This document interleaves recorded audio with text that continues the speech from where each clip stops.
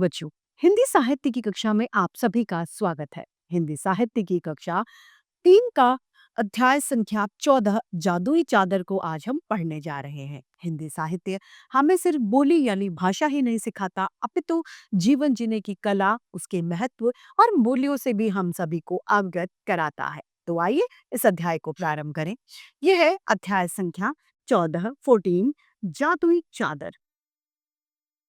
पाठ परिचय से हमें पता चलता है कि इस पाठ का उद्देश्य है कि हमें हमेशा ज्यादा चालाकी या धूर्तता, मक्कारी नहीं दिखानी चाहिए। आइए पढ़ते हैं। मल्लू और गल्लू सियार भाई भाई थे। वे दोनों कौन थे? सियार थे। उन दोनों का नाम मल्लू और गल्लू था। मल्लू सीधा साधा और भोला था। वह बड़ा ही नेक दिल, अच्छे दिल वाला और दयावान यानी दया करता था वह लोगों पे। दूसरी ओर गल्लू एक नंबर का धूर्त यानी मक्कार और चालबाज था, शैतान था। वह किसी भी भोले भाले जानवर को अपनी चालाकी से बहलाकर उसका काम तमाम कर देता था, यानी चालाकी से उन्हें मार दिया करता था। एक दिन गल्लू सियार जंगल में घूम रहा था। तभी उसे रास्ते में एक चादर मिली। क्या मिली? चादर, जिसे हम बिछाते हैं, ऐसी बेडशीट। जाड़े के दिन नजदीक थे, इसीलिए उसने चादर को उठाकर रख लिया। चादर उसने उठाकर रख ली। इसके बाद वह घर की ओर चल दिया। अगले दिन गल्लू सियार मल्लू के घर आया। ठंड की वजह से दरवाजा खोला, लेकिन जैसे ही गल्लू अंदर जाने लगा तो मल्लू ने दरवाजा बंद कर दिया। गल्लू को अपने भाई की यह हरकत यानी ये कार्य बहुत बुरी लगी। उसे अपने भाई पर बड़ा क्रोध यानी उसे बहुत ज्यादा अपने भाई पर गुस्सा आया। भाई के घर से आने पर के बाद गल्लू नहाने के लिए नदी पर आया। उसने उसको देखकर बड़ा आश्चर्य यानी हैरानी हुई कि आज सारे छोटे मोटे जानवर बड़े बेफिक्र यानी बिना चिंता के वहां पर किसी डर के उसके पास से गुजर रहे थे। उसने पानी में घुसने से पहले जैसे ही चादर को उतारा, उसके आश्चर्य का यानी उसके हैरानी का ठिकाना न रहा। सारे छोटे मोटे जानवर अपनी अपनी जान बचाने के लिए इधर उधर भागने लगे। चारों ओर हाहाकार हल्ला मच गया। गल्लू को लगा कि जरूर इस चादर का ये चमत्कार है। उसके मन में ये ख्याल आया कि कहीं यह जादुई तो नहीं, जिसको ओढ़ते ही यह दृश्य हो जाता हो। तभी उसे याद आया कि मल्लू ने भी दरवाजा खटखटाने की आवाज सुनकर दरवाजा खोला और अचानक बंद कर दिया, मानो दरवाजे पर कोई हो ही नहीं। अब उसका शक यानी उसका जो संदेह था वो यकीन में बदल गया और उसे मल्लू पर किसी तरह का गुस्सा नहीं रहा। वह नहा धोकर जल्दी से जल्दी अपने भाई मल्लू सियार के घर लंबे डग भरता यानी लंबे लंबे पैरों से चाल चल रहा था और वो उसके घर जा पहुंचा। उसने मल्लू को वह चादर दिखाई और खुश होते हुए बोला, देखो भाई, इस जादुई चादर को ओढ़ते ही सामने वाला अदृश्य यानी दिखना बंद यानी गायब हो जाता है। मैंने सोचा है कि क्यों ना इसकी मदद से मैं जंगल के राजा को मारकर खुद जंगल का राजा बन जाऊं। अगर तुम मेरा साथ दोगे तो मैं तुम्हें महामंत्री बना दूंगा।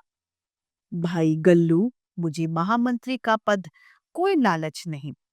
यदि तुम मुझे राजा भी बना दोगे तो मैं नहीं बनूंगा, क्योंकि अपने स्वामी से गद्दारी यानी मक्कारी मैं नहीं कर सकता।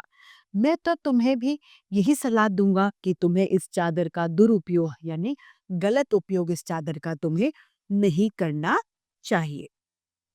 अगर गल्लू जंगल का राजा बन बैठा तब तो वो अनर्थ हो जाएगा, यानी बहुत लोगों के साथ ये गलत करेगा। एक सियार को जंगल का राजा बना देखकर पड़ोसी राजा हम पर आक्रमण यानी हमला कर देंगे। शक्तिशाली राजा के अभाव में हम जरूर ही हार जाएंगे और हमारी स्वतंत्रता यानी हमारी आजादी खतरे में पड़ जाएगी। यह सोचकर मल्लू सियार सिहर उठा और उसने मन ही मन गल्लू की चाल को असफल बनाने की एक योजना बनाई, एक तरकीब उसने सोची। रात के समय जब वे सो रहे थे, तब मल्लू अपने घर से निकला और चुपचाप खिड़की के रास्ते गल्लू के मकान में घुस गया। उसने देखा कि गल्लू की चादर उसके पास रखी हुई है। उसने उसकी जगह पर एक अन्य चादर रख दी, जो कि बिल्कुल वैसी ही थी। इसके बाद वह अपने घर आ गया। सुबह उठकर वह नहाया धोया।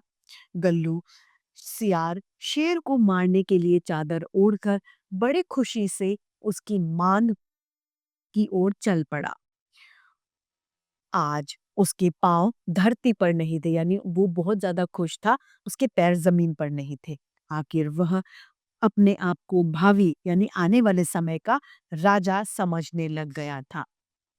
मांद में पहुंचकर उसने देखा कि शेर अभी सो रहा है। गल्लू ने गर्व से यानी बड़े अभिमान से उसे लात मारी और उसको जाकर गालियां देने लगा। शेर उठकर चौंक गया। क्या हो गया? शेर चौंक कर उठ गया। वह भूखा तो था ही, ऊपर से गल्लू ने उसको गुस्सा भी दिलाया था। सो उसने एक ही वार में गल्लू का काम तमाम कर दिया, यानी गल्लू को उसने मार दिया। मल्लू सयार को जब अपने भाई की मौत की खबर मिली तो उसको बहुत दुख हुआ, पर उसने सोचा कि इसके अलावा जंगल की स्वतंत्रता यानी आजादी को बचाने का कोई और रास्ता भी नहीं था। उसकी आंखों में आंसू आ गए। वह उठा और उसने उस जादुई चादर को जला डाला ताकि वह किसी और के हाथ में न पड़ जाए। मल्लू ने अपने भाई की जान देकर अपने राजा के प्राण बचाए और जंगल की आजादी भी। तो इसी के साथ हमारी आज की हिंदी साहित्य की कक्षा यही समाप्त होती है। फिर से ऐसे रोचक अध्याय हिंदी साहित्य की कक्षा में लेकर आते रहेंगे। आज के लिए इतना ही। धन्यवाद।